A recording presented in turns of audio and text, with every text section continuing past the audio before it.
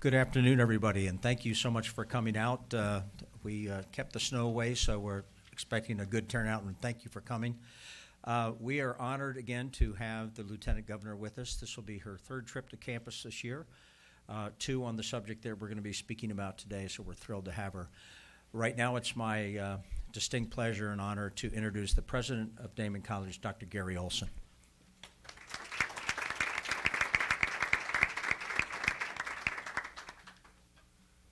Good afternoon, everyone. Glad that you could come out on this not so bad day for midwinter. I'm privileged and honored that once again the Lieutenant Governor of our great state has selected Daemen College as the venue to discuss the governor's historic Enough is Enough legislation on sexual assault prevention. It's always an honor, and I might say a personal privilege to have the Lieutenant Governor on campus, whether it's to talk about the renaissance of economic development in Buffalo, as she did last May, or as she did in March, and then again today to address the governor's historic Enough is Enough legislation.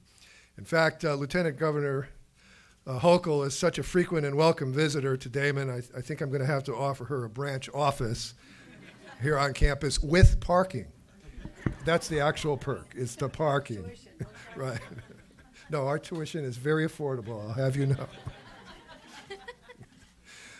We're also pleased today to have the opportunity to have our Vice President for Student Affairs and Dean of Students, Dr. Greg Nair, and some of our great student leaders to highlight measures put in place over the last 2 years here at Daemen to address sexual assault prevention on campus.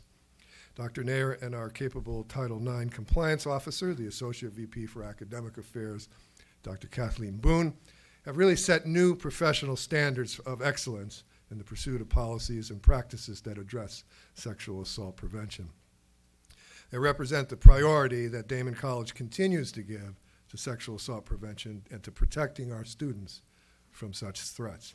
So, Lieutenant Governor, we applaud your efforts and those of the governor in making this issue and the Enough is Enough legislation the highest priority and in a lot of ways the highest priority of Governor Cuomo's. In fact, help me give a round of applause to thank her for her tenacious work on this critically important initiative.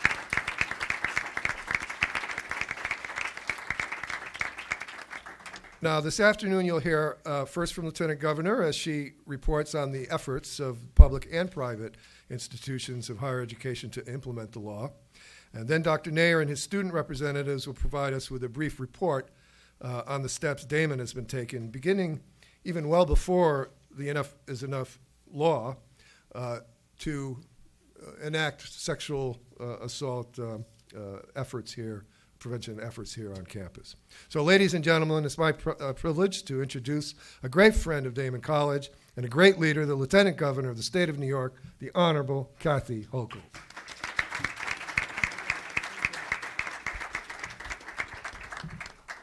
Thank you, Dr. Olson, and please don't tell all the other college campuses I spend so much more time here than on the other ones. Okay, I'm like a parent. You can't pick your favorites, but I did love representing this area when I was in Congress, and I see many of my friends and the trustees and others that I've gotten to know during the various times you hosted me there as well. I recall we had a very informative discussion about the spiraling cost of college tuition, but also what was going on in Congress with respect to capping the student loan interest rates. So I appreciate the opportunity to come out here and have that conversation as well. So great to see so many people from the community. Bobby, we worked together decades ago as back on Capitol Hill. Our paths crossed when I was working with Senator Moynihan, and you were doing your great work with the Appropriations Committee, the money guy. And we always had to be nice to Bobby because he was the money guy in Congress. So, and I see our acting district attorney, Mike Flaherty, here. Thank you for coming out today and showing the support of law enforcement as well, and our prosecutorial wing. I wanted to come back today for a variety of reasons. One is that when I came to this campus on March 5th, this issue had just been unveiled by the governor as one of his highest priorities in his State of the State address. And one would think that something like this, we'd get pretty much uniform consensus that something needed to be done to address sexual assault on college campuses. Well, like everything in Albany, it was a heavier lift than we'd actually anticipated. There were actually people who thought that if you talk about this And there were some college campuses that were hesitant to address this issue because they thought it gave them a black eye somehow, that if they admitted this was going on their campuses, that, oh, that's not good for their reputation, or parents might not want to send their kids there or something. And I just like, come on. At the end of the day, it's all about making sure we have a secure environment for our students. And in the case where that security is breached, where someone is violated against their will, that they are embraced, that they are taken care of, they're on the path to recovery to be made whole. And so we need to break down the stigma associated with this. And I often liken this to what went on with respect to domestic violence. When I was much younger, it was called wife battering. And my mother, who was not a victim, I'll defend my father right now, but she was studying back in the 70s, getting her degree in social work, and finding that there are women from all socioeconomic situations, wives of doctors and prominent people in the community who are actually subjected to domestic violence in the security of their own homes. And nobody talked about it. There was such shame associated with this. And my mother forced the legislature to have hearings. Assemblyman Bill Hoyt was very progressive. He held hearings on this, and eventually change came not just legislatively, because now for the first time law enforcement had to treat a situation differently than when they responded to a call, but also just culturally. When you think about now how we feel about someone, whether they're an athlete on a football team or someone in our community who's been found guilty of committing domestic violence or assault on their partner or someone, they're ostracized. I mean, that's where we are now as a society. I mean, we talk about this during October, Domestic Violence Prevention Month. We wear color. So I wanted to make sure that something like sexual assault on college campuses really reached that same level of awareness. And in my mind, the perpetrators should be ostracized and made to feel isolated, that you are outside the norm. This is not the behavior that's acceptable just because it's your first time away from home and nobody's watching you and you've got all this freedom and you're living in a dorm or living off campus and you think you can do whatever you want. That's not the way it goes. That is not what society is going to accept. And if they did up until now, that era is over. And that is why I was so proud that the governor, as one of his major acts last year, said enough is enough. And that is indeed the name of this campaign that we took on. First of all, with SUNY schools. That was easier because the governor has jurisdiction, and he could say to the SUNY schools, I want you to have a uniform policy. Because what we found is that you go to any different college campus in the state of New York, and sexual assault is treated differently. Some said you have to deal with it administratively, where there's an accuser and someone who's accused of the action. They go before a board that's convened. And I actually, this was not our state, thank God, but in one state, if there was an athlete involved in being accused of sexual assault, they actually had the coach of the team as one of the adjudicators. Think about that. This is someone who's got a vested interest in making sure this person is not expelled from campus because it could be one of their top athletes. So it was a crazy system. Absolutely crazy system. And so we needed some uniformity, consistency, and some rationality instituted in the system of what happens when there is a campus assault. And other communities weren't sure whether it should be treated off campus as well. Is this something that should go to the local district attorney, the local police department?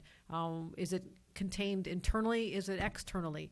And there's just so many questions and so many variables involved that we decided it's important to have a uniform policy for the SUNY schools. That was instituted over a year ago. So the next is half the students in the state of New York go to private institutions. So I started making the rounds and having conversations, and this is where we ran into a little more challenges, except for Daemen. I want to say Daemen was the very first private institution to sign on to the Enough is Enough laws that the governor pushed last year. And I want to give Daemen College a round of applause for truly stepping up and having these candid conversations. And the conversation we had at a round table here, it really, really helped shape the debate in this state because it was the first one we held. And at the table, we had Amherst Police Department, campus security, people from rape crisis centers, your entire team here, everyone involved in this who are so willing to just bring it out of the shadows. Let's talk about what's going on. And we had a survivor there. And I was so proud of her. It was the first time she had ever stepped up and told anyone what had happened to her. And she was not a student here, by the way, but she had come from another campus, told her story about how she was assaulted by someone she knew when she was a sophomore, and how painful the process was afterward, the shame associated with it, the guilt, thinking somehow I brought this on myself. But in truth, she hadn't. She had done nothing wrong. She was just an innocent student on campus, stalked by one of her classmates and sexually assaulted. But she said she started withdrawing. She didn't want to go out anymore. It affected her studies. She started withdrawing, and it truly affected her so negatively. At a time when you think about college years, it should be the most carefree time of your lives. And she was a different individual as a graduating senior. And so she wanted to come forward and lend her voice to this effort, to bring this out and have conversations and talk about the healing process that has to go on, that people need to be told, no, it's not your fault. It's not okay that someone takes advantage of you just because you may have had a few drinks or something else is going on. You don't deserve that. So helping restore personal dignity and confidence again was an important part. And she didn't even know she had resources, people that were willing to help her on campus and in the community. So her story was one that I told all over. I've been to countless campuses over this year process. The governor put me in charge of this and put me on the road, and I've enjoyed doing that. But I always come back to the lessons I learned right here on this campus at the very beginning of this campaign. And I'm so grateful that Daemen has stepped up. They've embraced this. And what I've always thought is that the college campuses that say we acknowledge it's a problem, it does go on, but here's what we're doing about it. Here's what we're doing. That is profoundly different. And if I'm the parent of a daughter, and in some cases, young men are subjected to sexual assault as well, but I'm the parent of a child going off to college and I'm from another state, and I know that New York State now has the toughest laws on the book to protect students, guess where I want my child to go? I mean, I think that could be actually an advantage. And I also tell the campuses who are really talking about this and having much more awareness on, and this is where I put this on the student government representatives. You know the messages they're going to get through to students. I don't. I'm way too old. I do social media, but I also know that there's so many ways that you can be interacting and looking out for each other and sending messages, whether it's 8 o'clock on a Saturday night, sending a text message to everybody. Hey, remember, watch out for your friends, check up on you. This bystander intervention can really make the difference, particularly when someone has been under the influence of alcohol and may not be in full, not be able to make decisions properly. So we need people to look out for each other. We need them to know what their options are. And that's what this campaign is all about. But I would say as more information comes out, and I hope you all have this card. If you don't, Melissa's handing them out. Okay. I think you should actually expect to see an increase in the number of cases reported. Because right now, only 5% of assaults are reported. And we know it's more than that. We know it's more than that because 25% of students report that they've been assaulted. Only 5 will say that they've been assaulted, but in the law enforcement, they only have records of 5%. So there's a gap there between what's going on. And it is what you'll find also, it's often the same individuals week after week perpetrating these crimes. These are what we call serial rapists. Senator Gillibrand and I have talked about this around the state of New York. These are individuals who get away with it because nobody stops them.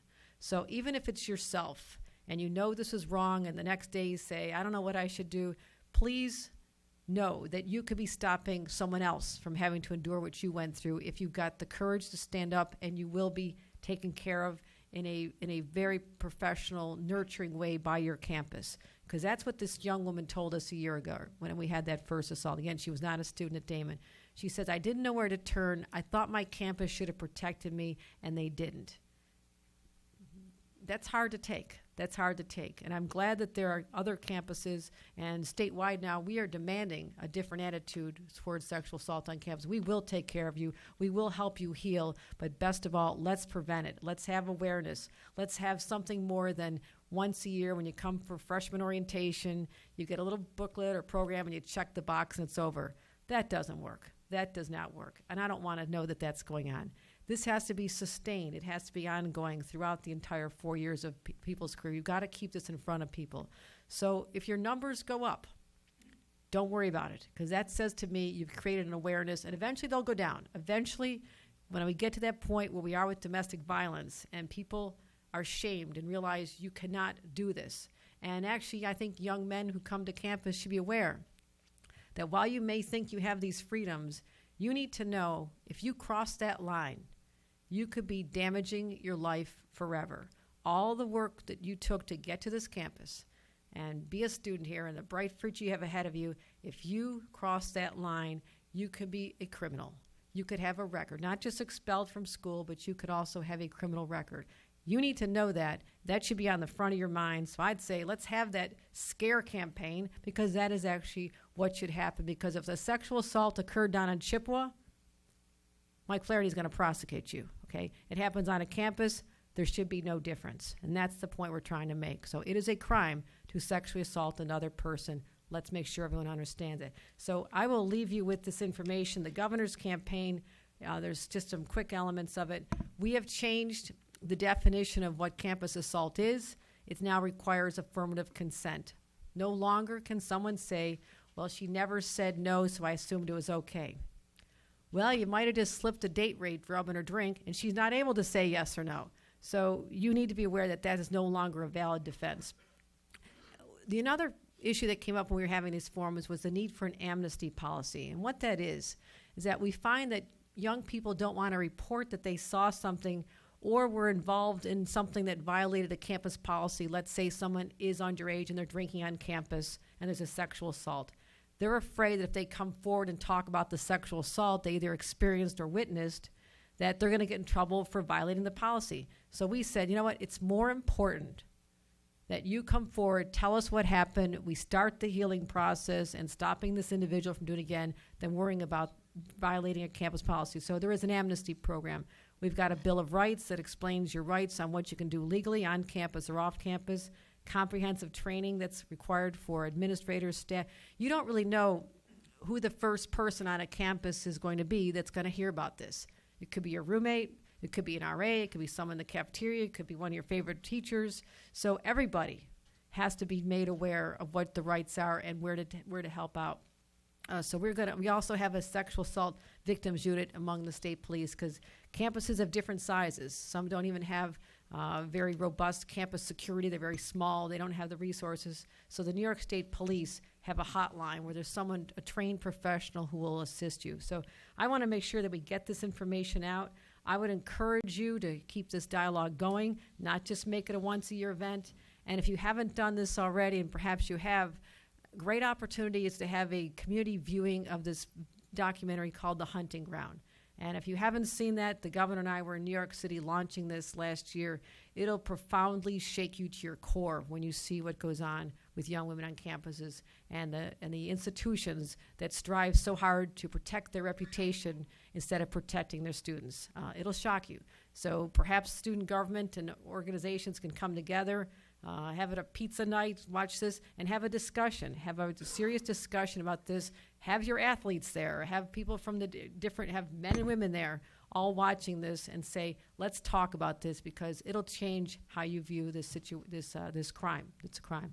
So I'm anxious to hear about what Daemen's doing, because you've always been leaders, and I'm sure I'll learn more about what you're doing that I can use as best practices for other institutions as I continue to cross the state of New York. So thank you for creating this opportunity, and I look forward to hearing more.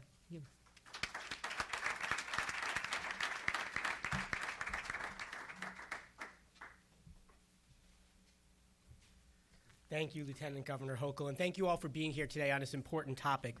I think I speak for all of us at Daemen College when I say that we're really pleased and excited that the governor and yourself continue to keep this topic on the forefront of everybody's mind and keeping the dialogue going on it. So thank you for that. But my goal for this afternoon is to highlight some of the initiatives that we have been taking here at Daemen College, not only over the last 7-8 months since Enough is Enough has been enacted, but over the last 2 years since I've been here, and looking at the efforts that we've put in place, not only here, but within the Western New York community as well. And so hopefully you'll get a good sense for not only what we're doing, but what a lot of our colleges and universities are doing, and some of the best practices that I think you can take back to the governor to show what is working and what isn't. It is a complicated issue, and it's a multifaceted approach that we need to take here. I share this chart from our friends at SUNY. The SUNY General Counsel has put together this Venn diagram, and I show it only to give you a sense for the complicated nature and the myriad of laws that are out there in terms of sexual assault violence prevention, and Enough is Enough is an important piece of that. You've heard of Title IX, of course, and all the pieces that go into that. There is, of course, the Clery Act and has components that deal with a variety of things. And then there's the Violence Against Women Act, and specifically, President Obama signed in March 2013 the Campus Save portion of that, the sexual assault violence education portion, which deals with incidents of sexual assault, domestic violence, and dating violence on our college campuses. So I share with you all, say, as we on college campuses look and we deal with this and we educate our campus community, we have to bear in mind not only the letter of each and every one of these laws, but the spirit of it. And I think where a lot of colleges get caught up is trying to check a box, as I think you very nicely said, about the letter of the law, but it's really the spirit of it and what makes the most sense for our campus community. What we've done here is formed a task force, and we did this a couple of years ago. We call it our SAFE Task Force, our Sexual Assault Prevention Education Task Force, and that's a bit of a misnomer because it doesn't just focus on sexual assault prevention education. It focuses on a myriad of wellness issues and education, alcohol, substance abuse, drug education. But we want to make sure that our decisions are informed decisions and not just decisions based on what is the next whim, what is the program we need to do, what is some company selling. They're informed decisions that are based on the results of what not only we know about our students, but we also know from the results of a climate survey that we did on campus back in March of 2015. And that was really important for us to get a sense for how are our efforts working. Is what we are doing actually educating people? Where are we missing the boats? We wanted to make sure that everything we do is focused in on student wellness. We want to make sure that there's a major emphasis on substance abuse and drug prevention education because, as we know, these incidents of sexual assault and dating violence do not necessarily happen in a vacuum. There's typically other substances that are involved, and you can't address one without addressing the other. We have monthly meetings that we use to have advanced planning, so we're not just doing things on a whim. And that is chaired by myself as the vice president, not just because I want something else to do, but because of the importance within our college community. And I'll share with you the amount of people who are on that committee and the diversity of the people on that committee. I think you'll get a good sense for how this is a total college effort. And I share this with my role here, not only at the college, but I also have the privilege of serving as the co-chair for the Western New York Consortium on Sexual Assault, Violence Prevention, and Education. It's a great group. Horrible name, but we're working, but the group is good. I also have the privilege of serving on the region's Rape Crisis Advisory Board with some of our friends at Crisis Services, which I'll talk about in a little bit. But as you look at our group and our panel, this is not just a student affairs initiative. This is not just a programming event. This is not just orientation, although that is an important piece. We have faculty who are on here. We have students who are on there who you'll meet in a few minutes. Counseling, health services, student activities. We also have Crisis Services, our partner from Western New York, as an important part of our group as well, Residence Life. So this is not just an isolated event within student affairs. This is across the campus and across the campus initiative. So as I talk about what we're doing here, I think it's important to look at this in terms of a multifaceted approach. You can't just hit this from one area. You can't just hit it at one time. You've got to do it regularly, and you've got to hit some pieces across the board. We do have a mandatory course that we ask all of our new students to come in place. Now, I think if you went to any college campus, you would see that most campuses have that in place. I would hope so. But what we do a little different here is we now require all of our incoming students. That includes transfers and incoming graduate students to go through it. And they have a slightly different course than our traditional undergraduate first-year students have as well. That's an online program that looks at drugs, sexual assault, domestic violence, all of those things. And it's connected to a requirement. It's connected to a fine. Nobody wants to pay a fine. And our completion rates, which I'll share in a few minutes, are very, very high. We have a due date, which is key. All of the stuff that we do is in terms of having context. We want to make sure that students have context to what we're doing. So while we talk about during orientation and introduce it then, we don't actually ask students to start completing it until August, and then it's not due until a couple of weeks into the semester. Again, that context into their environment, into the new environment in which they're working, is really important for us. And I share, we don't just do this with our students. We send letters out to our parents. We inform our orientation leaders. We inform faculty so that everybody is aware of this. So it is, again, something that isn't just happening in a vacuum. Everybody knows what is going on and how we're working through it. We did this program here. This is the second year that we've done it here. I'm happy to share that for the first year of doing this with transfers, graduates, and our incoming students who are over 24 years old. We have an adult population here, a very vibrant one. 89% of them completed it this year. For all of our first-year students, 95%, our traditional undergraduate students. That is incredibly high, and what that does is it gives us the ability to keep this in the forefront. Year after year, we're continually doing this for our incoming students. Again, that's only a piece of it. The other piece of it is the terms of student leader awareness. And we do this before students get back, before all of our students get back, and not just RAs. I'll talk about resident assistants in a moment. Obviously, resident assistants have a big role in what we do in campus safety and student conduct. But we look at our orientation leaders, our student athletes, our peer mentors, our tour guides, a lot of our frontline student staff on campus. How can we do a better job of educating them and helping them to be resources? And you hear the term bystander intervention on a regular basis, and I don't think people really know what it means. Or not everybody knows what it means. There's probably plenty who do, but not everybody does. We have a wonderful resource here in Western New York of crisis services, and I'm pleased to share that Robin Witorsky-Reynolds, the director of the Advocate Program, and Ashley Markell from Crisis Services are here with us today. And we wouldn't be able to do half the things we do if it wasn't for them and their work. Now, I'll share a little bit more about Ashley's role towards the end because I think that's something else unique that we're doing here that holds up a variety of things from the area and from the college. But Robin's been a really strong leader in not only helping us with the prevention, but the response to sexual assaults in this region, because it is both. It's not just the education, it's when something happens, and it's not if, it is when something happens, that we have the tools and the ability to respond to it. Now, while all my comments here really focus in on the prevention piece, we have a lot in place in terms of what we do when something does happen and how we handle that.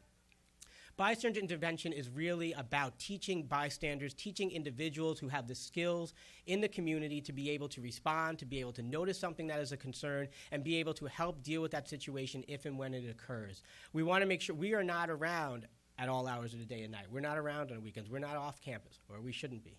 If we are, I need to know that's a problem.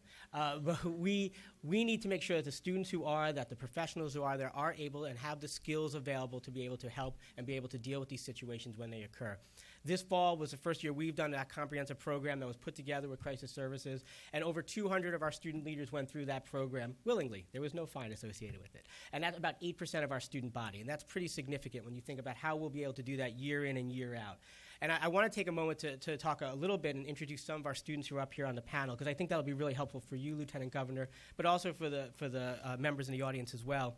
And I'll intersperse them throughout most of my presentation. But we have Rebecca DeWitt, who is a senior biomedical science major and a resident assistant. Becca also serves on our task force with us. Gianni Giorana, I did good, didn't I, Gianni?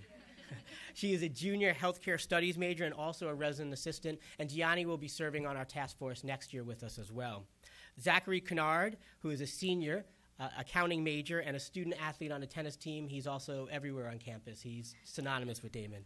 And then we have Kristen Perry, who is a graduate assistant in our office who's completing a degree in college student personnel. And Kristen helps coordinate the work of the task force with us. And that was new this year. We added a GA to help pull together all the pieces that we're doing. And I was hoping that in me taking a break that some of our students, I was thinking specifically Rebecca and Gianni, if you could talk about your experience with the bystander intervention training, because I know you guys both went through it. So I've been on the task force for a year and a half now, and it is more than a lot of people think it's a woman's issue, and it's not just a woman's issue, it's a people's issue, and it should it affects everybody in the long run. And so when we came back this summer for bystander intervention training, it was, even though I knew it was going to happen, I thought, like, everybody on our staff, I know that Gianni can probably agree, thought it was a great idea because this issue comes up all the time, and a lot of people don't realize that, like, if alcohol is involved, like, you can't give consent, or if you've had sexual relations with somebody multiple times, you still need to get consent the next time you participate in these activities. Like, you can't just assume, you always need a yes, and that was a big issue that came up. And when I was talking to other of my friends who were athletes, or other people who went through it who were, like, in the sorority, or were very adamant on, wow, we learned that, and so sharing that with other peers has been great. So I just feel like the bystander intervention training was a really good opportunity for us as student leaders just to broaden our horizons and learn more about things that we didn't know before, because I think I took a lot out of it, and I think it's made me able to make a community in my building and make them feel like if something were to happen, that I'd be able to talk to them about it and to help them. And I think that us as student leaders, we should have that capability to do that. If a student did feel like something had happened or sexual assault occurred on this campus, that they wouldn't feel like they couldn't come to us. And I think as RAs, I personally have done bulletin boards on sexual assault awareness, and I'm thinking about doing a program as well, and I think that ties into making that community and making students feel like it's okay if something happens to come to someone and just feel like they're not wrong if they come to someone. Great. Thank you both, and we'll have opportunities, and I'll share some more as well. But that's directly from them, and this is, I don't expect you to digest all this data, but as I mentioned, we're data heavy, and we want to make sure that what we're doing, we're analyzing it and looking at what's working and what isn't. So we were pleased to be able to do a pre and post test from our bystander intervention training, and Kristen, as one of her fine jobs, got to compile all this for us, and one of the joys of being an intern, I suppose. But I want to highlight that post category because you can see how much their knowledge increased about things that you wouldn't necessarily think about. And being able to have the tools and the skills to intervene, being able to confident to know that something is a problem and knowing what those issues are. And we got a lot of really good data from that, and these post tests were really indicative of that. Now, the other piece of that, too, is our student leaders who work with students on a day-to-day basis in terms of their role as resident assistants.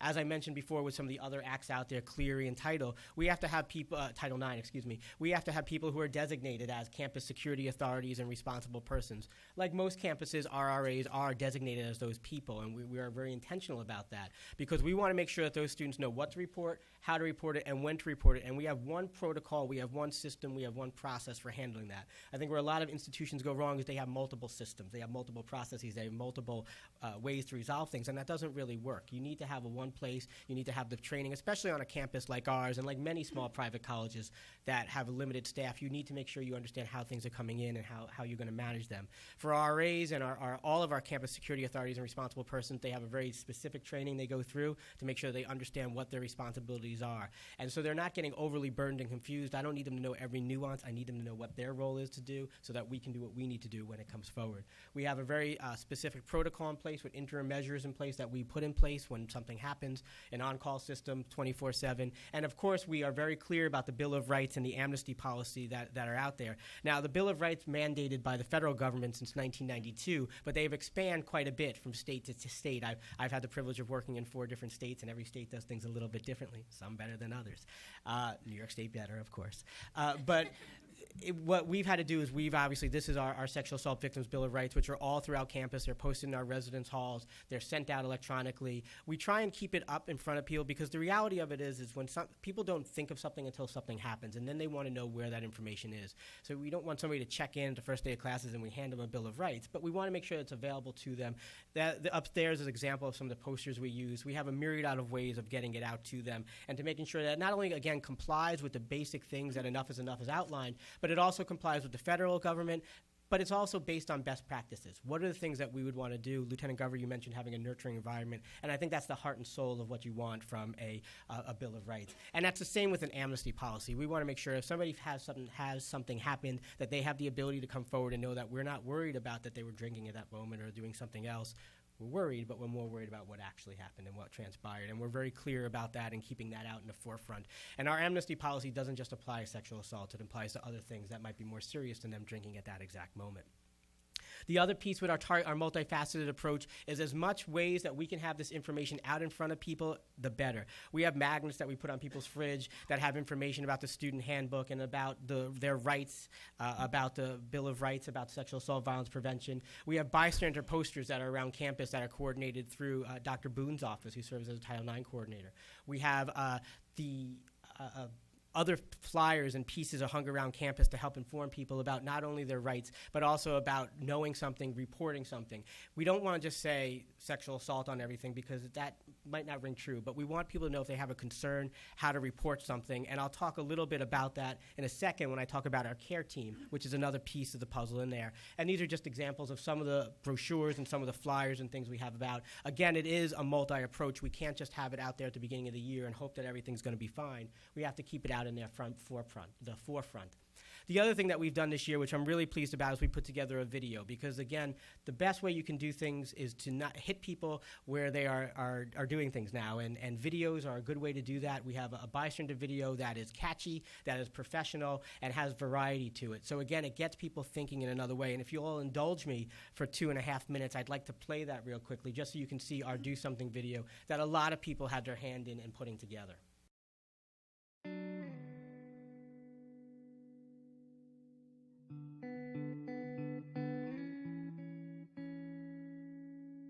At Daemen College, we think of ourselves as a family, and as a family, we put safety as number one. College women nationwide say they're being contradicted, discouraged, and ignored when they come forward to report a sexual assault.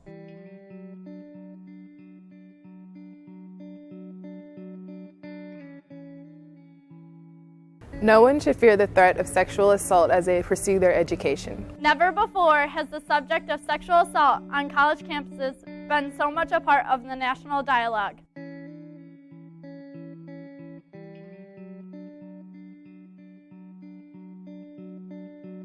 The problem of underreporting reflects an extreme need for increased campus prevention and support systems. We need to be aware that we are all accountable, especially on college campuses.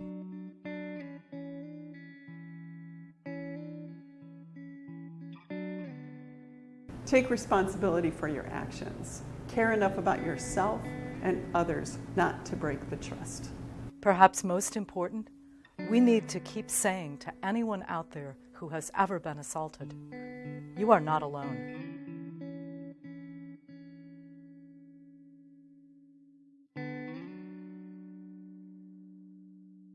Our lives begin to end the day we become silent about things that matter. Doing nothing is not an option. Do something. Do something. Do something. Do something.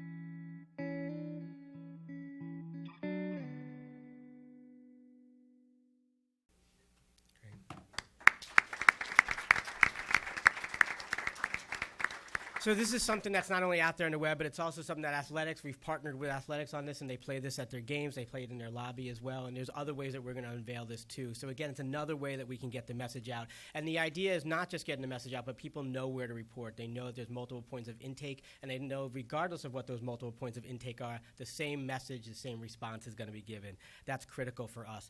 Again, keeping it going throughout the year, we do a variety of programs and events throughout the year. I mentioned our task force. We do a large program that's put together through the Office of Student Activities called One Night at the Beginning of the Year, which is a theatrical performance about date rape, and it's very, very powerful and very real, and it gives some life to things and gets people thinking and understanding what some of the issues are with that. And we tie that to our leadership program and our first-year success course, which again is something also that's critical, so it's being reinforced in the classroom, not just outside of it. Now, I want to take another second and point back to our students, and we have not only Kristen's work with as the GA for the task force, but also Zach as a student athlete. And Zach, I was hoping I could start with you, and if you could just talk real briefly about, as a student athlete, what are the kind of expectations that are put on you as an athlete in this role? Well, as a student athlete, we are looked up to as student leaders on the campus. And the college puts on a bystander intervention training for all the student athletes that we must attend, and our coaches make sure that everybody attends to it each year, which is great. And basically it helps us understand the channels that people have to go, that we would go through to intervene during a crisis. So. Great. Thank you. And I mentioned that it was important for us to have an athlete here, and there were many, many great athletes we could have. But it was important for us to know that, athletics sometimes gets a bad rep with these things. And for us, it's important that it is all tied together. Athletics is a part of our student body and a huge part of our student body, and we look at them as student leaders, and they're held to an even higher standard than all of our students. And Kristen, maybe you could take a moment to talk about, obviously you have a big role with our committee, and maybe talk about some of the things that are coming up for this coming semester. So our plan is to have a bigger event, maybe a month-long or a week-long of events during Sexual Assault Awareness Month, which is in April. We haven't started planning that yet, but we're very excited to see what we can bring that's new and exciting. And in last semester, in October, we did the Red Flag campaign, and so we took red flags and put them around campus, which sparked some interest and confusion, and then we ended up putting posters up that kind of explained everything, and we sent out a campus-wide email to kind of tie it together, and it talked about the differences between healthy and unhealthy relationships and what you can do to intervene.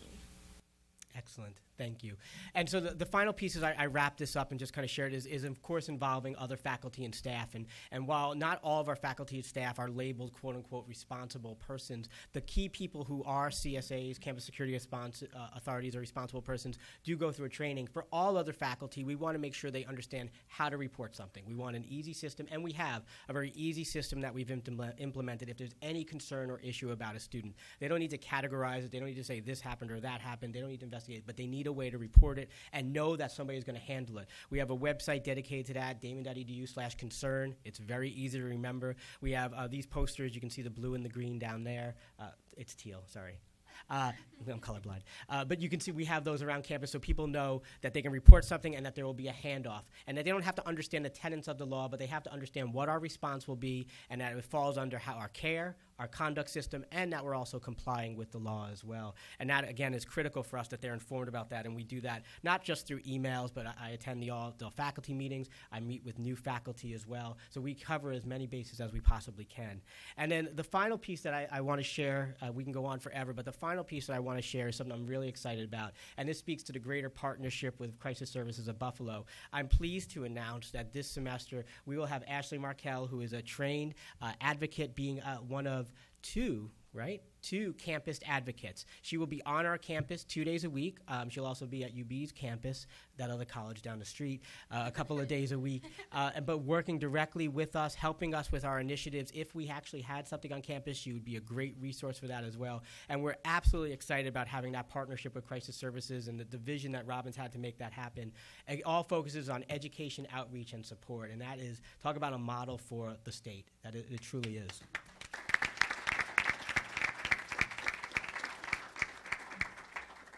I've talked enough. That's enough from my end. Thank you. Well, I want to thank everybody for coming. Thank the Lieutenant Governor. She's on a very tight schedule. We appreciate everybody coming. Thank you so much for coming back. You're always welcome here. Let's give her another round of applause. Thank you all. Thank you, the panel.